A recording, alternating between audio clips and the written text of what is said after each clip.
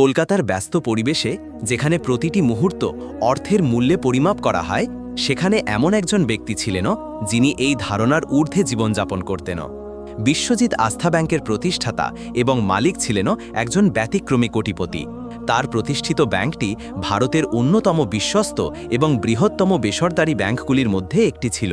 কিন্তু বিশ্বজিৎ নিজে ছিলেন অত্যন্ত সাধারণ এবং সহজ সরল জীবনযাপনে বিশ্বাসী। তার পোশাক পরিচ্ছদ বা আচরণে তার বিশাল ঐশ্বর্যের কোনো চিহ্ন খুঁজে পাওয়া যেত না। তিনি প্রায়শই ছদ্মবেশে তার নিজের ব্যাংকের বিভিন্ন শাখায় গিয়ে কর্মীদের সততা এবং গ্রাহক পরিষেবার মান পরীক্ষা করতেন। এটি ছিল তার নিজস্ব পদ্ধতি, যার মাধ্যমে তিনি নিশ্চিত হতেন যে তার ব্যাংকের ভিত্তি অর্থাৎ আস্থা বা বিশ্বাস অটুট আছে কিনা। এক সকালে বিশ্বজিৎ সিদ্ধান্ত নিলেন যে তিনি তার ব্যাংকের একটি নতুন এবং ব্যস্ত শাখায় যাবেন।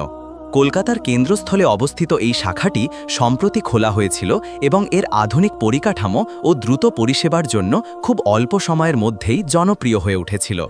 বিশ্বজিৎ এই শাখায় আগে কখনো যাননি। তিনি নিজেকে একজন অত্যন্ত দরিদ্র বয়স্ক ব্যক্তির ছদ্মবেশে সাজিয়ে নিলেন। তার পরনে ছিল একটি পুরনো বিবর্ণ ধুতি এবং একটি ছেঁড়া শার্ট, হাতে একটি লাঠি যা তার দুর্বলতাকে আরও প্রকট করে তুলেছিল। তার চুল ছিল অবিন্যস্ত আর মুখে ছিল কয়েকদিনের না কামানো দাড়ি। তার উদ্দেশ্য একটাই, একজন সাধারণ দরিদ্র গ্রাহক হিসেবে তার নিজের ব্যাংকে কেমন ব্যবহার পান তা স্বচক্ষে দেখা। তিনি যখন ব্যাংকের দরজায় পৌঁছলেন তখন সকাল প্রায় 10:30। ব্যাংক গ্রাহকে পরিপূর্ণ ছিল। ঝকঝকে কাচের দরজার সামনে দাঁড়িয়ে থাকা নিরাপত্তা রক্ষী তাকে দেখে সন্দেহের চোখে তাকালো। তার নোংরা পোশাক এবং দুর্বল চেহারা দেখে রক্ষী ভাবল তিনি নিশ্চয়ই একজন ভিক্ষুক। সে বিশ্বজিৎকে তাচ্ছিল্যের সাথে বলল, এখানে কি চাই? এটা ভিক্ষা করার জায়গা নয়, সরে যান এখান থেকে। বিশ্বজিৎ শান্তভাবে উত্তর দিলেন, আমার এখানে একটি অ্যাকাউন্ট আছে, আমি টাকা তুলতে এসেছি। তার কথা শুনে নিরাপত্তা রক্ষী হেসে উঠল। তোমার মতো লোকেল অ্যাকাউন্ট আছে এই ব্যাংকে? যাও যাও, নাটক করো না, সময় নষ্ট করো না। কিন্তু বিশ্বজিৎ তার জায়গায় দাঁড়িয়ে রইলেন। তিনি জোর গলায় বললেন যে তার একটি বৈধ অ্যাকাউন্ট আছে এবং তিনি ভেতরে যেতে চান। তার জেদ দেখে এবং অন্যান্য গ্রাহকদের দৃষ্টি আকর্ষণ হওয়ায় রক্ষী অনিচ্ছার সাথে তাকে ভেতরে যেতে দিল, কিন্তু তার চোখে মুখে ছিল চরম বিরক্তি। ভেতরে প্রবেশ করে বিশ্বজিৎ ক্যাশ কাউন্টারের দিকে এগিয়ে গেলেন। কাউন্টারের ওপারে বসে থাকা তরুণ ক্যাশিয়ার, যার নাম ছিল অভিষেক, তার দিকে একবার তাচ্ছিল্য দৃষ্টিতে তাকিয়ে আবার নিজের কাজে মনোযোগ দিল। বিশ্বজিৎ যখন তার সামনে দাঁড়ালেন, অভিষেক কোনো কথা না বলে তাকে অপেক্ষা করতে ইশারা করল। দীর্ঘক্ষণ অপেক্ষা করার পর যখন কাউন্টারের ভিড় কিছুটা কমল, অভিষেক বিরক্তিকর স্বরে বলল, কি চাই? বিশ্বজিৎ নম্রভাবে বললেন, আমি আমার অ্যাকাউন্ট থেকে কিছু টাকা তুলতে চাই। অভিষেক তার পোশাকের দিকে তাকিয়ে তাচ্ছিল্য হেসে বলল, কত টাকা তুলবেন? 100-200? আমাদের ব্যাংকের ন্যূনতম ব্যালেন্স অনেক বেশি, আপনার মতো লোকদের জন্য এই ব্যাংক নয়। বিশ্বজিৎ এই অপমান নীরবে হজম করলেন। তিনি বললেন, আমি 10,000 টাকা তুলতে চাই। এই কথা শুনে অভিষেক এবং তার পাশের কাউন্টারে থাকা অন্য কর্মীরাও অবাক হয়ে তার দিকে তাকালো। তাদের ভাবভঙ্গি এমন যেন একজন ভিক্ষুক রাজপ্রাসাদ কেনার কথা বলছে। অভিষেক তাকে একটি ফর্ম স্লিপ দিয়ে বলল, যাও, ফর্মটা পূরণ করে নিয়ে এসো, যদি পারো তো।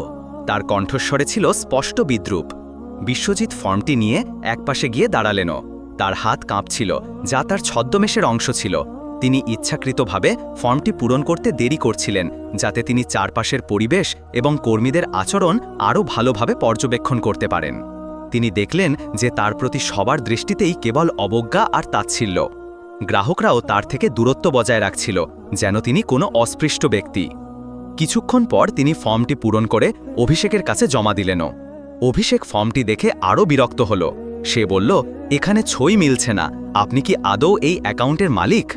বিশ্বজিৎ শান্তভাবে বললেন, হ্যাঁ, আমিই মালিক। হয়তো বয়সের কারণে হাত কাঁপার জন্য সইটা একটু অন্যরকম লাগছে, আপনি দয়া করে একবার চেক করে দেখুন।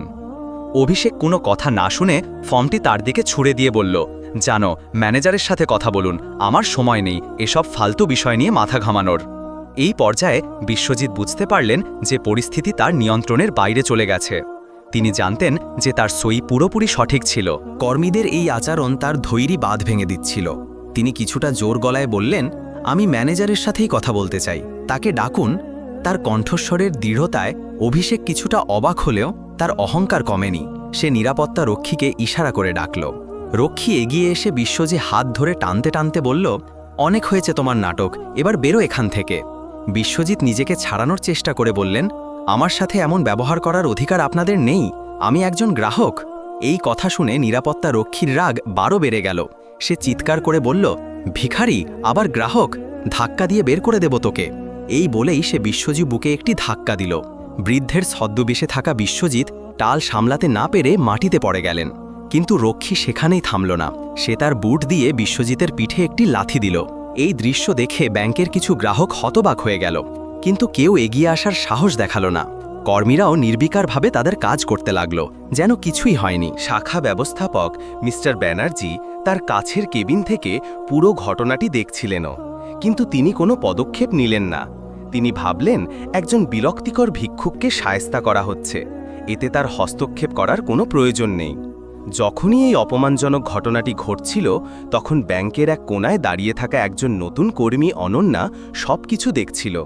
অনন্যা সবে তার প্রশিক্ষণ শেষ করে এই শাখায় যোগ দিয়েছিল। সে একজন মধ্যবিত্ত পরিবারের মেয়ে এবং তার মূল্যবোধ ছিল অত্যন্ত দৃঢ়। একজন বয়স্ক মানুষের প্রতি এই ধরনের অমানবিক আচরণ দেখে তার মন কেঁদে উঠল।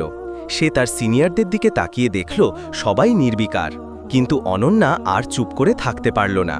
সে দ্রুত এগিয়ে গিয়ে বিশ্বজিতের পাশে বসল। তাকে ধরে তোলার চেষ্টা করতে করতে বলল, আপনি ঠিক আছেন তো দাদু? তার কণ্ঠে ছিল আন্তরিকতা এবং সহানুভূতি। সে নিরাপত্তা রক্ষীর দিকে তাকিয়ে কঠোর স্বরে বলল, আপনার লজ্জা করছে না একজন বয়স্ক মানুষের গায়ে হাত তুলতে? রক্ষী তাকে ধমক দিয়ে বলল, তুমি নতুন এসেছ, বেশি কথা বলো না, যাও নিজের কাজ করো। কিন্তু অনন্যা ভয় পেল না। সে বিশ্বজিৎকে ধরে একটি চেয়ারে বসিয়ে এক গ্লাস জল এনে দিল। তারপর নরম স্বরে জিজ্ঞেস করল, দাদু, আপনার কি হয়েছে বলুন তো, আমি আপনাকে সাহায্য করছি। বিশ্বজিৎ, যিনি এতক্ষণ ধরে অপমান সহ্য করছিলেন, অনন্যার এই অপ্রত্যাশিত দয়ায় গভীরভাবে মুগ্ধ হলেন। তিনি বুঝলেন এই ব্যাংকে এখনও মানবতা বেঁচে আছে। তিনি অনন্যার দিকে তাকিয়ে শান্ত কিন্তু দৃঢ় কণ্ঠে তার অ্যাকাউন্ট নাম্বারটি বললেন। এটি ছিল একটি হাই ভ্যালু প্রায়োরিটি অ্যাকাউন্ট, যা শুধুমাত্র ব্যাংকের সবচেয়ে গুরুত্বপূর্ণ গ্রাহকদের জন্য সংরক্ষিত ছিল। অনন্যা অ্যাকাউন্ট নাম্বারটি শুনে কিছুটা অবাক হল। সে ভাবল হয়তো এই বৃদ্ধ মানুষটি ভুল বলছেন। তবুও সে তার কম্পিউটারে অ্যাকাউন্ট নাম্বারটি প্রবেশ করালো। নাম্বারটি প্রবেশ করানোর সাথে সাথে তার স্ক্রিনটি কয়েক মুহূর্তের জন্য জমে গেল। তারপর যখন অ্যাকাউন্টের বিবরণ ভেসে উঠল, অনন্যার চোখ ছানা বড়া হয়ে গেল। অ্যাকাউন্টের মালিকের নাম বিশ্বজিৎ এবং অ্যাকাউন্টের ব্যালেন্সের পরিমাণ দেখে তার মাথা ঘুরে গেল। এটি কোনো সাধারণ অ্যাকাউন্ট নয়, এটি ছিল ব্যাংকের প্রতিষ্ঠাতার ব্যক্তিগত অ্যাকাউন্ট। অন্যানার মুখ ভয়ে সাদা হয়ে গেল। সে তার সিনিয়র অভিষেককে ইশারা করল। অভিষেক বিরক্ত হয়ে এগিয়ে এসে বলল, কি হয়েছে? ওই বুড়োর জন্য এত সময় নষ্ট করছো কেন? অন্যানা কাপা কাপা হাতে মনিটরের দিকে ইশারা করল। অভিষেক স্ক্রিনের দিকে তাকিয়েই জমে গেল। তার মুখের ব্যঙ্গাত্মক হাসি মুহূর্তের মধ্যে আতঙ্কে পরিণত হল। সে বিশ্বাস করতে পারছিল না যে যাকে সে কিছুক্ষণ আগে ভিখারি বলে অপমান করেছে, সেই তাদের ব্যাংকের মালিক স্বয়ং বিশ্বজিৎ। খবরটি দাবানলের মতো পুরো শাখায় ছড়িয়ে পড়ল। যে কর্মীরা এতক্ষণ বিশ্বজিৎকে নিয়ে উপহাস করছিল, তারা ভয়ে কাঁপতে শুরু করল। নিরাপত্তারক্ষীর অবস্থা সবচেয়ে খারাপ হল। তার কপালে বিন্দু বিন্দু ঘাম জমতে শুরু করল। শাখা ব্যবস্থাপক মিস্টার ব্যানার্জি যখন খবরটি শুনলেনও, তার মনে হলো যেন তার পায়ের তলার মাটি সরে যাচ্ছে। তিনি বুঝতে পারলেনও তার কেরিয়ারের সবচেয়ে বড় ভুলটি তিনি করে ফেলেছেনও। এদিকে বিশ্বজিৎ ধীরে ধীরে চেয়ার থেকে উঠে দাঁড়ালেনও। তার দুর্বল বয়স্ক মানুষের ভঙ্গিটি আর ছিল না। তার পরিবর্তে তার চোখে মুখে ফুটে উঠেছিল এক কঠোর এবং কর্তৃত্বপূর্ণ ভাব। তিনি তার ছেঁড়া শার্টের ধুলো ঝেড়ে ফেলে শান্ত কিন্তু গম্ভীর গলায় বললেন, শাখা ব্যবস্থাপক কোথায়? মিস্টার ব্যানার্জি কাঁপতে কাঁপতে তার কেবিন থেকে বেরিয়ে এলেন। তার মুখ ফ্যাকাশে হয়ে গিয়েছিল এবং তার শরীর ভয়ে ঠকঠক করে কাঁপছিল। তিনি বিশ্বজিতের সামনে এসে হাঁটু গেড়ে বসে পড়লেন এবং তার পা জড়িয়ে ধরে কাঁদতে কাঁদতে বলতে লাগলেন, স্যার, আমাকে মাফ করে দিন, আমি আপনাকে চিনতে পারিনি, আমার অনেক বড় ভুল হয়ে গেছে। অন্যান্য কর্মীরা অভিষেক এবং নিরাপত্তা রক্ষীসহ একে একে এসে বিশ্বজিতের পায়ের কাছে লুটিয়ে পড়ল। তারা সবাই ক্ষমা ভিক্ষা করতে লাগল। পুরো ব্যাংকে তখন শান নীরবতা। যে গ্রাহকরা এতক্ষণ দূরে দাঁড়িয়ে তামাশা দেখছিল তারাও এই নাটকীয় পরিবর্তনে হতবাক হয়ে গিয়েছিল। বিশ্বজিৎ তাদের দিকে একবার কঠোর দৃষ্টিতে তাকালেন। তার কণ্ঠস্বর ছিল বজ্রের মতো গম্ভীর। তিনি বললেন, ওঠো, আমার পা ভরে নাটক করার কোনো প্রয়োজন নেই। যখন তোমাদের মানবতা দেখানোর দরকার ছিল তখন তোমরা কোথায় ছিলে? তিনি মিস্টার ব্যানার্জির দিকে তাকিয়ে বললেন, আপনি এই শাখার ব্যবস্থাপক, তাই না? আপনার চোখের সামনে একজন বয়স্ক মানুষকে অপমান করা হলো, তাকে লাথি মারা হলো, আর আপনি আপনার শীতাতাপ নিয়ন্ত্রিত কেবিন থেকে বসে বসে সব দেখলেন। আপনার দায়িত্ব কি? গ্রাহকদের নিরাপত্তা নিশ্চিত করা নাকি তাদের অপমানিত হতে দেখা? তারপর তিনি অভিষেকের দিকে ফিরে বললেন, আর তুমি একজন গ্রাহকের পোশাক দেখে তার যোগ্যতা বিচার করো? আমাদের ব্যাংকের নাম হলো আস্থা, যার অর্থ বিশ্বাস। গ্রাহকরা আমাদের ওপর বিশ্বাস করেই তাদের কষ্টার্জিত অর্থ জমা রাখে, আর তোমরা সেই বিশ্বাসের এই প্রতিদান দাও? তোমরা শুধু আমাকে অপমান করনি, তোমরা এই ব্যাংকের নামের অপমান করেছ, এর আদর্শকে মাটিতে মিশিয়ে দিয়েছ। তার প্রতিটি কথা যেন এক একটি চাবুক। কর্মীরা লজ্জায় এবং ভয়ে মাথা নিচু করে দাঁড়িয়ে রইল। বিশ্বজিৎ তার বক্তৃতা থামিয়ে কিছুক্ষণের জন্য চুপ করে রইলেন। তারপর তিনি তার সিদ্ধান্ত ঘোষণা করলেন। তিনি নিরাপত্তারক্ষীর দিকে আঙ্গুল তুলে বললেন, প্রথমত এই লোকটিকে এক্ষুনি বরখাস্ত করা হোক এবং শারীরিক নির্যাতনের জন্য পুলিশের হাতে তুলে দেওয়া হোক। আইন তার বিচার করবে।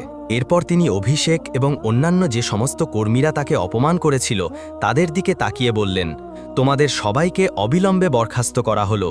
আস্থা ব্যাংকে তোমাদের মতো হৃদয়হীন অহংকারী কর্মীদের কোনো জায়গা নেই। শেষে তিনি মিস্টার ব্যানার্জির দিকে ফিরলেন। তার কণ্ঠে ছিল চরম হতাশা। এবং আপনি মিস্টার ব্যানার্জি, আপনার চরম দায়িত্বজ্ঞানহীনতা এবং নেতৃত্বের অভাবের জন্য আপনাকেও এই মুহূর্ত থেকে বরখাস্ত করা হলো। আপনি শুধু একজন ব্যবস্থাপক হিসেবেই ব্যর্থ হননি, একজন মানুষ হিসেবেও ব্যর্থ হয়েছেন। এই কঠোর সিদ্ধান্ত শোনার পর পুরো শাখায় যেন শোকের ছায়া নেমে এলো। বরখাস্ত হওয়া কর্মীরা কান্নায় ভেঙে পড়ল। এরপর বিশ্বজিৎ অন্যার দিকে ফিরলেন। যে মেয়েটি কিছুক্ষণ আগে পর্যন্ত ভয়ে এক কোণে দাঁড়িয়েছিল তাকে তিনি কাছে ডাকলেন। তার কাঁধে হাত রেখে স্নেহপূর্ণ কণ্ঠে বললেন, তোমার নাম কি মা? অনন্যা ভয়ে ভয়ে বলল, অনন্যা। বিশ্বজিৎ হাসি মুখে বললেন, অনন্যা, তুমি আজ যা করেছ তা প্রমাণ করে যে মানবতা এবং সততা এখনও মরে যায়নি। তুমি তোমার সিনিয়রদের ভয়ে চুপ করে থাকোনি। তুমি একজন অসহায় মানুষের পাশে দাঁড়িয়েছ। তুমি এই ব্যাংকের আসল সম্পদ। আজ থেকে তোমাকেই এই শাখার নতুন সহকারী ব্যবস্থাপক হিসাবে নিয়োগ করা হলো। আমি আশা করি তুমি তোমার সততা এবং মানবিকতা দিয়ে এই শাখাকে নতুন করে গড়ে তুলবে এবং নিশ্চিত করবে যাতে ভবিষ্যতে কোনো গ্রাহককে যেন এমন অপমানের শিকার না হতে হয়। এই অপ্রত্যাশিত ঘোষণায় অনন্যা আনন্দে এবং বিস্ময়ে বাকরুদ্ধ হয়ে গেল। তার চোখে জল এসে গেল। সে বিশ্বজিতের পায়ে হাত দিয়ে প্রণাম করতে গেলে তিনি তাকে থামিয়ে দিয়ে বললেন, তোমার জায়গা আমার পায়ে নয়, বরং এই ব্যাংকের হৃদয়ে। ঘটনার আকস্মিকতায় তখনও সবাই বিভল।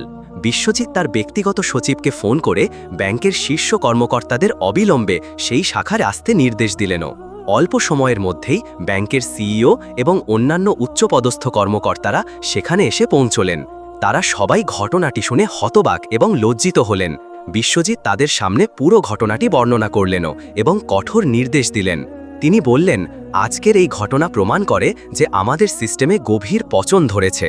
আমরা বড় বড় অট্টালিকা তৈরি করেছি, কিন্তু মানবিক মূল্যবোধকে ভুলে গেছি। আমি চাই যে সারা দেশে আমাদের প্রতিটি শাখায় গ্রাহক পরিষেবা প্রোটোকল এবং কর্মীদের প্রশিক্ষণের একটি সম্পূর্ণ পর্যালোচনা করা হোক। গ্রাহকদের সাথে দুর্ব্যবহারের জন্য একটি জিরো টলারেন্স নীতি চালু করতে হবে। প্রত্যেক কর্মীকে মনে রাখতে হবে যে গ্রাহকই আমাদের কাছে সবচেয়ে গুরুত্বপূর্ণ, তার পোশাক বা সামাজিক অবস্থান নয়। তিনি আরও ঘোষণা করলেনও যে অন্যান্যার মতো সৎ এবং বিচক্ষণ কর্মীদের পুরস্কৃত করার জন্য একটি নতুন ব্যবস্থা চালু করা হবে। যারা ব্যাংকের সুনাম এবং আদর্শকে সমুন্নত রাখবে তাদের পদোন্নতি এবং অন্যান্য সুযোগ সুবিধা দেওয়া হবে। এই ঘটনাটি দ্রুত মিডিয়ার কাছে পৌঁছে গেল। পরের দিন সকালের সমস্ত খবরের কাগজ এবং নিউজ চ্যানেলে এই খবরটি প্রধান শিরোনাম হয়ে উঠল।